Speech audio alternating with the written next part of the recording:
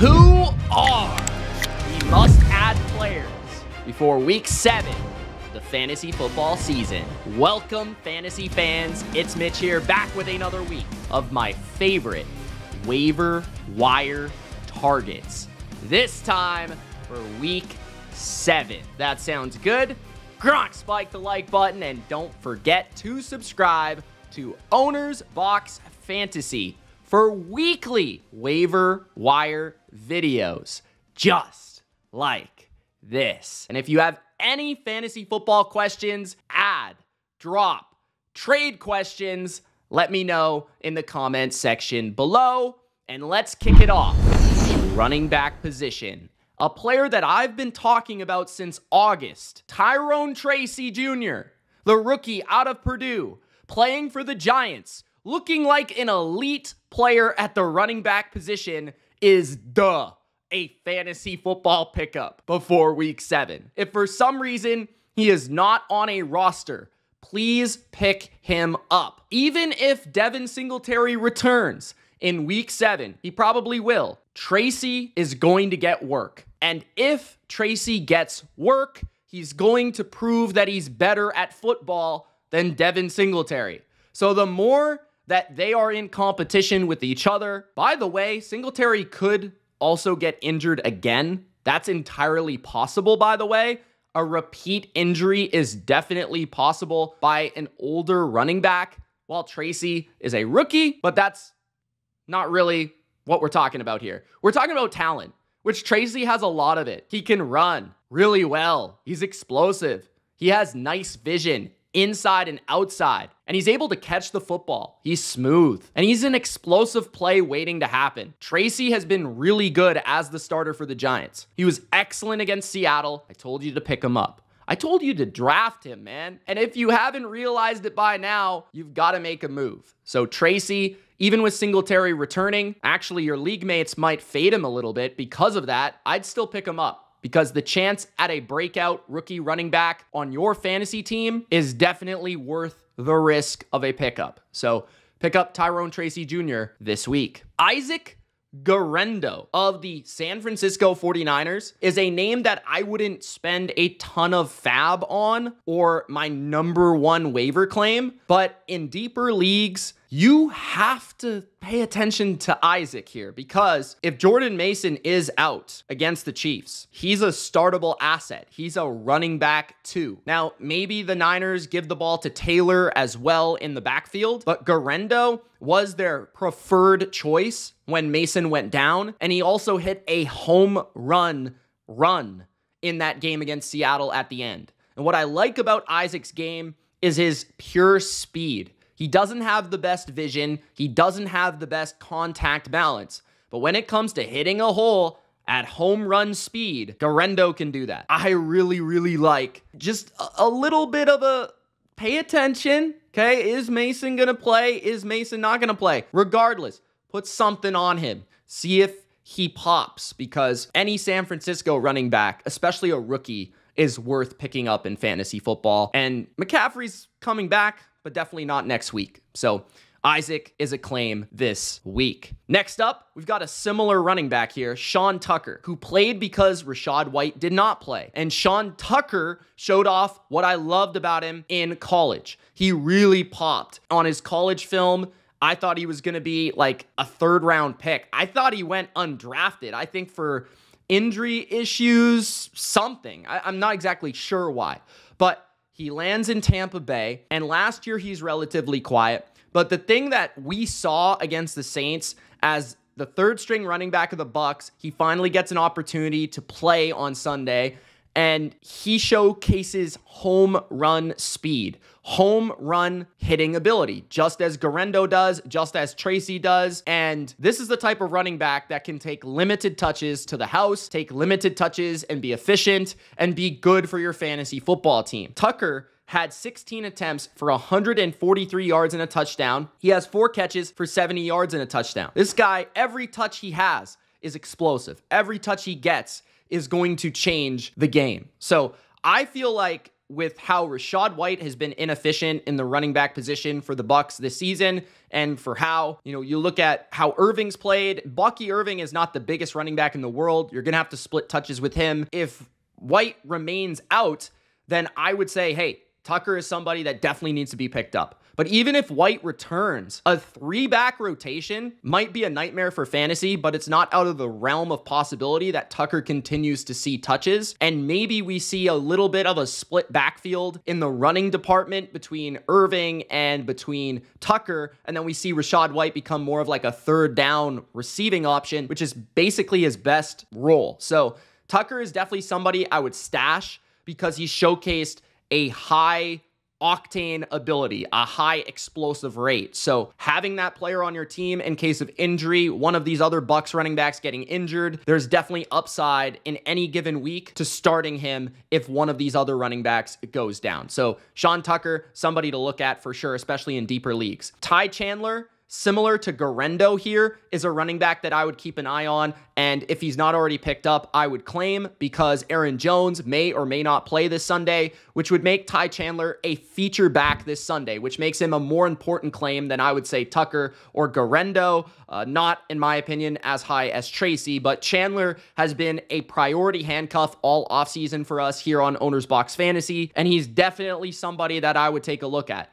The Vikings just seem to trust him in all situations when Aaron Jones is not playing or is injured. And he's already kind of at times been the 1B to Aaron Jones, but more so the last few weeks has kind of taken a step back into that RB2 role, that handcuff role, but somebody that can play on all 3 downs, somebody that they trust to pass block, that they trust to catch the football on screens and things like that, and definitely run the football. So Chandler would become probably an RB2 and startable against the Lions if you need him, or a flex play if you need him, but definitely somebody that if the Aaron Jones owner doesn't have him, maybe you flip him in a trade to save that owner from potentially missing his running back this week. Maybe you just use him on your own team. But regardless, Tai Chandler is definitely somebody that should already be owned. Only 28% of leagues, though, have Tai Chandler on their teams. Tyler Algier is a bigger name on this list that is one of the priority handcuffs in the NFL. 30% owned, though, which makes me believe that in most leagues he is not owned, and he's become valuable in his own role without even Bijan getting injured, and that was the case just like last year. I mean, he pretty much split with Bijan last year. This year, he's not exactly splitting with Bijan. He's definitely getting less work, but he's becoming relevant because of how efficient he's been with his rushing attempts, and he's scoring touchdowns, right? So Tyler Algier had a really good game against Carolina. The Falcons' running game continues to overpower people and get better. It feels like as the season is going on,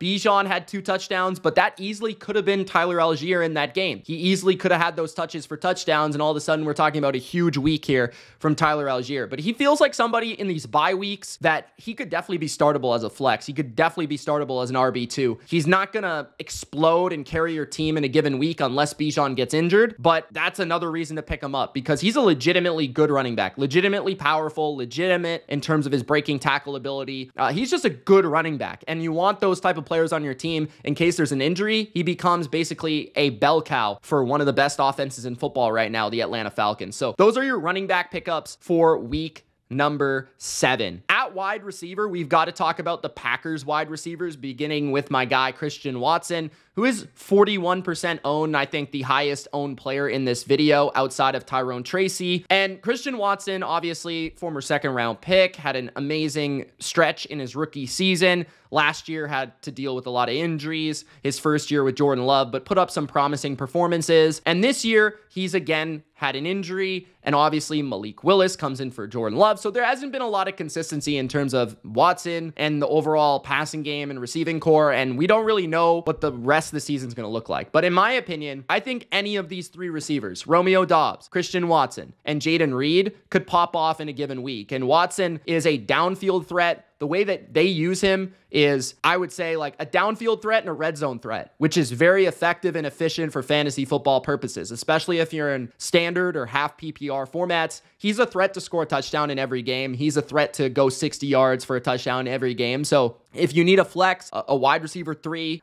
he's definitely somebody that I would look to pick up, especially in this offense, right? Jordan Love seems like he's getting healthier, seems like he's getting a rhythm, seems like he's got a feel. Watson seems healthy now. We thought he might be out for a little bit longer, but he's back already. So it's nice to see Watson is in there. He has 2 touchdowns on the season, 148 yards. I'd expect Watson and Dobbs, who's the next guy I want to talk about, to take a little bit of the production from Reed as defenses start to adjust to Reed being the number 1 option so far this year for the Packers. Romeo Dobbs has 24 targets and 14 receptions on the year. He did have a little bit of disagreement with Green Bay in terms of his contract and things like that, and kind of was holding out and had some weird vibes going on with Matt LaFleur and the Packers franchise, but it feels like he's figured that out and he's going to put the team before himself, which is great. Congratulations, Romeo. But Romeo is also a player that is trusted on a lot of plays and a lot of downs, primarily on the outside of the formation for the Packers. He's really good on back shoulder fades. He's really good on slants. He's really good down the field in contested situations, and Love loves him in those situations. So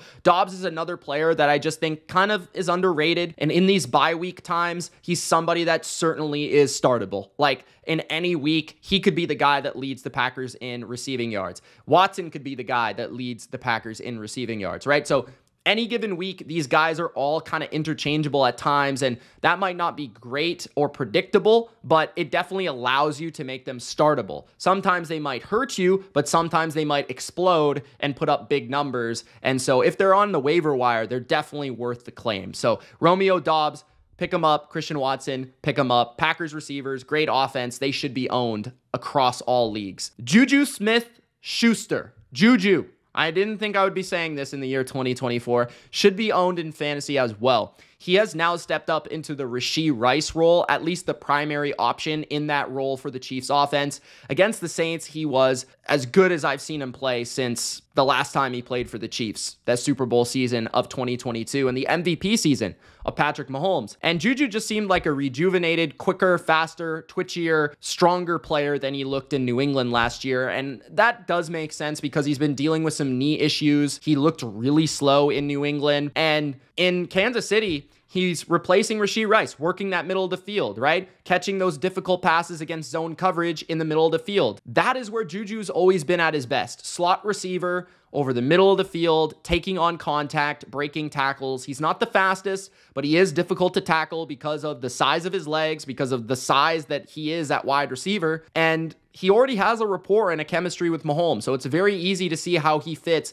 within this Rice role. He's not quite as dynamic, not quite as fast, not quite as big play explosive as Rashee Rice, but in terms of intelligence, in terms of IQ and understanding of the offense, he's very much there. So he's somebody that feels like a wide receiver 3 for the rest of the season. He'll have some pop-off games. He'll have some games where he's a little quiet and the targets go to Kelsey and things like that, but I do think in terms of receivers, he's as trustworthy as any receiver in Kansas City right now. So definitely worth a pickup, and I would say has a higher floor than Romeo Dobbs, than Christian Watson in fantasy from week to week, but maybe not quite the same ceiling as those guys. So Juju at only 33% owned should be owned after this Chiefs bye week. Then you have the Patriots. We're going to finish with a Patriot conversation. I'm a Patriots fan, as you guys know, as you can tell by my background. Drake May has opened up New England to fantasy possibilities. We talked about this in the offseason, that there will be players that pop off in New England and nobody will expect it because Drake May, who I loved in the draft process, who I'm very happy is maybe going to be the franchise quarterback of my football team for the foreseeable future. He is very talented. He has a great deep ball. He can run. He can move. He's very athletic.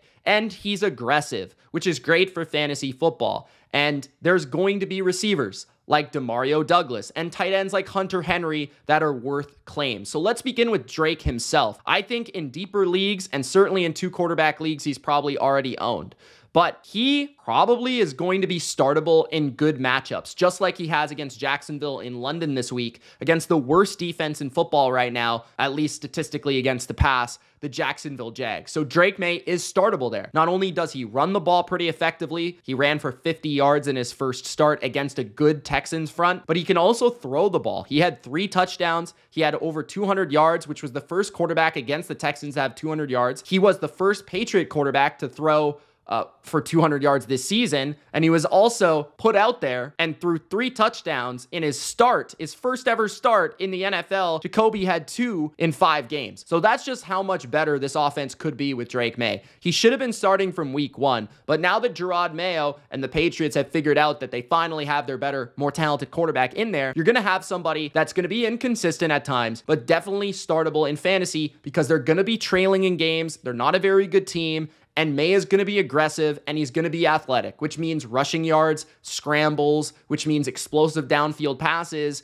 And that's going to lead to fantasy points. So Drake May, definitely worth like a backup type of deal in fantasy and playable for bye weeks, playable for matchups, but that also affects his receivers. Demario Douglas, who's only 7% owned in fantasy leagues for some reason on Yahoo, is a must add in PPR formats. If Demario Douglas is not owned in your league and it's a PPR league, no matter the size, he should be owned. Okay, he's had 33 targets this season, which is more than Juju, more than Romeo, more than Watson, any other receiver we've discussed. Demario Douglas, 33 targets, right? 24 receptions, 245 yards and a touchdown. He had a breakout game against the Texans this past week for, I think, over 100. He had a touchdown. And Demario is quick, shifty, a great route runner. He can separate. He's somebody that's good with the ball in his hands, and he is going to be May's #1 target. Why? May loves the middle of the field, and Demario Douglas is the middle of the field receiver for this offense. So it's not Jalen Polk, it's not Kendrick Bourne, it's Demario Douglas who you want to target